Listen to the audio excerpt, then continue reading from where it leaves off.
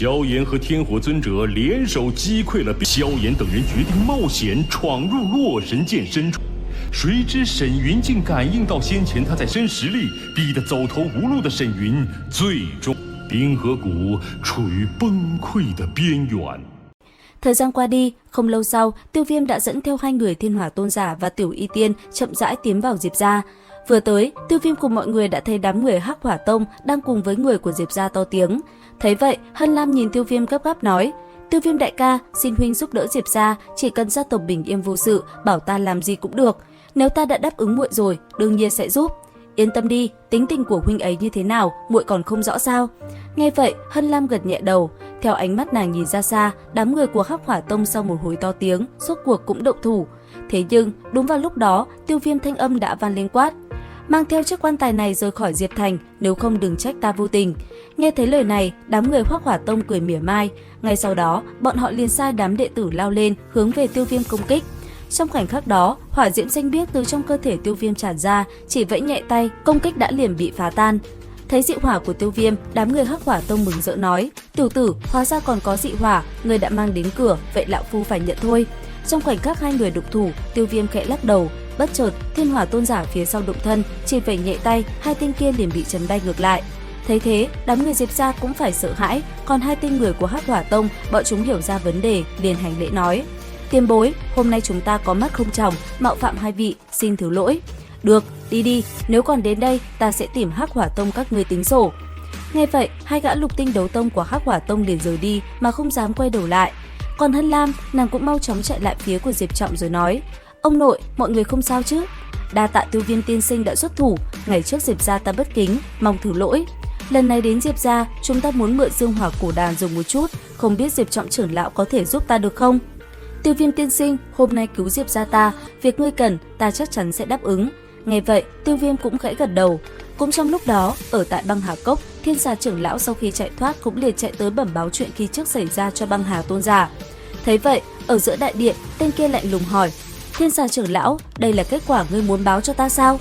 Cốc chủ, đối phương có đấu tôn trợ giúp, ta may mắn mới thoát được. Đấu tôn sao? Thực lực thế nào? Hẳn là nhất tinh đấu tôn, vì thế ta mới may mắn thoát được. Ngươi có nắm được đường đi của bọn họ như thế nào không? Nghe vậy, Thiên Xà trưởng lão lắc đầu. Thấy thế, Băng Hà Tôn giả tức giận, trên tay hắn ta liền xuất hiện một mũi tên băng. Chỉ gảy nhẹ tay, mũi tên băng kia đã liền xuyên qua người Thiên Xà Tôn giả, khiến hắn ta sợ hãi nhưng chẳng thể làm gì. Cứ thế, kinh khí nổ mạnh, thân thể Thiên Xà Tôn giả bị văng ra xa, rồi trực tiếp bỏ mạng tại chỗ. Giờ khắc đó, ánh mắt Băng Hà Tôn giả đã trở nên khó chịu. Đúng vào lúc này, bên ngoài người của hồn điện đi tới rồi cười nói: Băng Tôn giả, không cần phải nổi nóng, chúng ta biết đám người kia đang ở đâu. Hồn điện, các ngươi sao lại đến đây? Quả thật là hiếm thấy. Trong đám người kia cũng có một kẻ là mục tiêu của hồn điện, chúng ta liên thủ lại để bắt bọn họ, ngươi thấy sao? Ách nan độc thể thuộc về băng cốc chúng ta, những người còn lại tùy các ngươi. Không hổ là Băng Tôn giả, thật quyết đoán, cứ như vậy đi, hợp tác vui vẻ. Dứt lời, cái tên người của hồn điện cũng liền rời đi. Cũng trong lúc đó, ở tại Diệp gia, Tiêu Viêm rất nhanh đã cùng mọi người ở tại Dương Hỏa cổ đàn. Nhìn qua tế đàn kia một lượt, Tiêu Viêm thanh âm liền vang lên nói: Thiên Hỏa tiên bối, phiền ngài hộ pháp cho ta. Yên tâm, chỉ cần không phải đấu tôn đến đây, không ai có thể quấy nhiễu các ngươi. Một khi đã như vậy, chúng ta liền bắt đầu thôi. Nghe thế, Tiểu Y Tiên gật nhẹ đầu. Còn Tiêu Viêm, rất nhanh, anh ấy đã khởi động tế đàn. Nhất thời, màu vàng trên những cột đá khổng lồ liền sáng lên. Tới đây, làm theo lời Tiêu Viêm, thân thể Tiểu Y Tiên dần bay lên cao. Trước người nàng, một đạo ấn ký màu vàng cũng liền phát sáng, rồi từ từ vỡ nát. Lúc này, Tiểu Y Tiên đã phá bỏ phong ấn, ách nan độc thể theo đó cũng tràn ra xung quanh một màu tím bao phủ lấy cơ thể nàng bên trong. Chỉ trong tích tắc, toàn bộ nơi này đã bị bao trùm bởi một màu tím đen. Ách nan độc thể tựa như một khối cầu quỷ dị phong tỏa khắp nơi này. Đến đây, Tiêu Viêm cũng bắt đầu hành động. Rất nhanh, anh ấy đã liền lấy ra ma hạch của Thiên Độc Hạt Long Thú, ném về phía Tiểu Y Tiên và dung nhập vào cơ thể nàng. Ngay sau đó, theo bàn tay Tiêu Viêm khẽ động, hỏa diễm cũng liền trào dâng rồi bao phủ lấy cơ thể Tiểu Y Tiên ở bên trong. Không bao lâu sau, ách nan độc thể đã hoàn toàn bị Tiêu Viêm áp chế lại, nó cứ thế co rút vào bên trong cơ thể Tiểu Y Tiên. Giờ khắc đó, khi toàn bộ độc thể đi vào bên trong, ma hạch khi trước màu đỏ bây giờ đã đổi sang màu tím đen đầy quỷ dị. Nhất thời, khi ma hạch không thể chứa thêm độc thể nữa, nó liền nổ tung. Tiểu Y Tiên vì vậy cũng phải chịu nỗi đau tới tận cùng, nàng hét lên một tiếng đau đớn.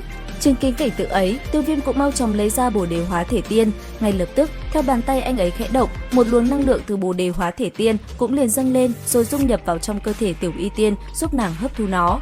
Thế nhưng, ở dưới lòng đất sau một hồi lại bất chợt xuất hiện một quả cầu màu cam đỏ sậm rồi lao đi. Chỉ trong tích tắc, nó đã như tia chớp vượt qua từng cái cột đá, rồi cuối cùng phóng thẳng vào trung tâm cột đá kia và nằm yên lặng ở đó. Nhất thời, khi hạt châu kia được đặt vào, trên từng cột đá, màu vàng sáng chói cũng liền lóe lên, rồi phóng thẳng trời cao, khiến nơi đây như sáng bừng sinh cơ, toàn bộ mọi thứ tràn ngập trong ánh sáng chói lòa. Ở phía dưới, nhìn cảnh tượng vừa phát sinh, Tiêu Viêm cũng phải cảm thấy kinh hãi, bây giờ anh ấy mới hiểu. Còn chính giữa trung tâm tế đàn, giờ khắc này, Tiểu Y Tiên rốt cuộc cũng có thể áp chế được ách nan độc thể, khiến nó dần biến mất, gương mặt nàng cũng trở nên mềm mại hơn rất nhiều. Cuối cùng, nàng cũng thành công phá giải ách nan độc thể. Bây giờ, chỉ còn đợi Tiểu Y Tiên hấp thu toàn bộ ách nan độc khí nữa, mọi chuyện đã thành công. Cũng trong lúc đó, ở một nơi xa, đột nhiên không gian xuất hiện những vết rách.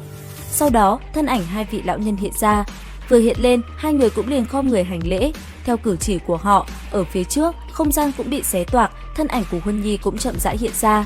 Ngước nhìn về phía Diệp gia, thanh âm nàng vang lên nói: "Tiêu Viêm ca ca, có Huân Nhi ở đây, ai dám động đến huynh, ta liền lấy mạng kẻ đó." Tuy nhiên cũng trong lúc đó, ở tại Diệp gia, đang trong lúc Tiêu Viêm lặng lặng ngồi yên tại chỗ tu luyện, đồng thời chờ đợi Tiểu Y Tiên, thì cái lạnh đột nhiên truyền tới. Sau đó, một thanh âm lạnh lùng trầm thấp vang lên nói: "Diệp gia, sao ách nan độc nữ ra đây, nếu không hôm nay Diệp gia tất diệt."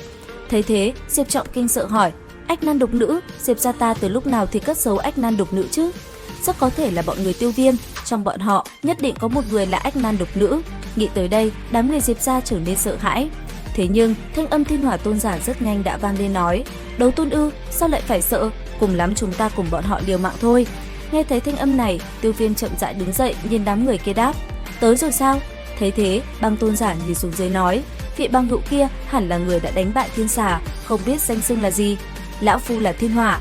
"Vị băng hữu, chuyện hôm nay chính là ân oán giữa băng hà cốc ta với ách nan độc nữ, lão phu khuyên ngươi không nên nhúng tay vào." Nghe vậy, Thiên Hỏa Tôn giả chỉ lắc đầu cười nhẹ. Thấy thế, tên kia quát: "Đã như vậy, lão phu chỉ có thể ra tay ngăn cản ngươi, không cần lưu tình." Dứt lời, hai người liền lao về phía đối phương rồi cùng nhau giao chiến. Nhất thời, hai gã đấu tôn đã trực tiếp va chạm làm không gian xuất hiện những vết rách. Và cũng đúng vào lúc đó, thân ảnh của Vũ Hộ Pháp đột nhiên xuất hiện, thanh âm vang lên nói: "Tiểu tử, ta muốn xem lần này ai có thể cứu ngươi." Dứt lời, đạo thân ảnh kia đã lập tức lao về phía Tiêu Viêm và công kích anh ấy. Trong tay tên kia, những sợi xích không ngừng phóng ra cùng Tiêu Viêm va chạm. Giờ khác đó, hai người giao chiến vô cùng quyết liệt, lấy lực lượng đấu tông, thế nhưng Tiêu Viêm giao đấu cùng đấu tôn cũng không chút nào yếu thế. Vừa đánh, Tiêu Viêm vừa cùng Vũ Hộ Pháp võng mồm vô cùng quyết liệt, đối mặt với cái tên đã gây cho mình nỗi đau, Tiêu Viêm vô cùng tức giận. Giờ khắc đó, hai người cứ thế va chạm, cuộc chiến lúc này là vô cùng hấp dẫn. Và liệu rằng Tiêu Viêm có thể trả được món nợ với Vũ Hộ Pháp hay không? Theo dõi kênh để biết thêm chi tiết nhé. Xin chào và hẹn gặp lại các bạn ở những video tiếp theo.